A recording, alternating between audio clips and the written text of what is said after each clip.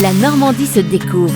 Dominique Kreuskopf. Bonjour, la mission Patrimoine a récemment dévoilé le montant des aides accordées aux 5 projets départementaux de la région Normandie. Un site dans chaque département, tous ont leurs critères et leur prestige et tous vont pouvoir bénéficier d'un apport financier nécessaire et indispensable à la réussite du projet. Revenons sur les édifices concernés. Le manoir de Courpessat, emblématique du Calvados, c'est une construction augeronne typique, pan de bois, tuileaux, torchis, couverture de tuiles, qui a connu de graves dommages le 18 août 1944 lorsqu'une bombe a explosé dans l'angle du manoir, projetant l'escalier au grenier et détruisant les écuries. Le manoir de Courpessat reçoit 290 000 €, concerné également par une dotation, la chapelle Saint-Laurent du manoir de Vaux à Gisors, un domaine seigneurial agricole fortifié d'un type architectural aujourd'hui devenu rare, dit maison forte. Cette fortification d'un fidèle du roi de France servait à résister à l'occupation anglo-normande de la ville. Le manoir est constitué d'un domaine de 9 hectares au milieu duquel est construite la ferme fortifiée. Le site est ouvert au public depuis 2024, il va devenir un centre d'art contemporain. La chapelle Saint-Laurent du manoir de Vaux à Gisors reçoit 200 000 €. Le château de Vauville, situé à 20 km à l'ouest de Cherbourg en Cotentin, en plein cœur d'un village, qui fut bâti au XIIe siècle par le fils Richard de Vauville, qui suivit le duc Guillaume à la conquête de l'Angleterre. Ce château, placé à 300 mètres de la mer, présente une bâtisse, une des rares constructions médiévales aussi proches du rivage. Les intérieurs du château et le parc sont ouverts au public tous les jours de mars à octobre. Le site s'inscrit dans les parcours touristiques du Cotentin et accueille chaque année plus de 30 000 visiteurs. Sur le plan social, les propriétaires mettent un point d'honneur à embaucher des salariés vivant à moins de 5 km et à n'utiliser que des produits très locaux. Une partie de la logistique est assurée par les ATT de Beaumont-Hague. Le château de Vauville a reçu 165 000 €. Autre édifice concerné par cette dotation de la Fondation du patrimoine, le moulin de l'Hydre à Saint-Pierre d'Entremont. C'est un patrimoine industriel qui a contribué à développer l'économie de la région jusqu'en 1950. C'est un élément fort de la mémoire de l'activité économique de la Suisse normande. Aujourd'hui, l'usine est conservée au maximum dans son état d'origine pour valoriser ce qui en fait un patrimoine industriel remarquable. Ici, un projet est porté par l'association Les Bernards l'Ermite. Il s'agira d'un lieu culturel d'exception dans un territoire excentré et désindustrialisé. Le moulin de l'Hydre a reçu 170 000 €. Enfin, parmi les lauréats, on trouve la serre du château de Bois-Guilbert qui reçoit 15 000 visiteurs par an en Seine-Maritime, auquel il faut ajouter 4 000 scolaires. Ce château dispose d'une serre fermée au public depuis 2024. Par ailleurs, le jardin est labellisé Jardin remarquable. Il est prévu que les expositions d'art installées dans les salons du château soient prolongées dans la serre. La serre du château de Bois-Guilbert reçoit 120 000 €. Sachez que l'ensemble des lauréats pour prétendre à des aides devaient répondre aux sélections sur 4 critères. Le bâtiment doit avoir un intérêt patrimonial et culturel. L'état de péril du bâtiment entre en jeu, comme la maturité du projet.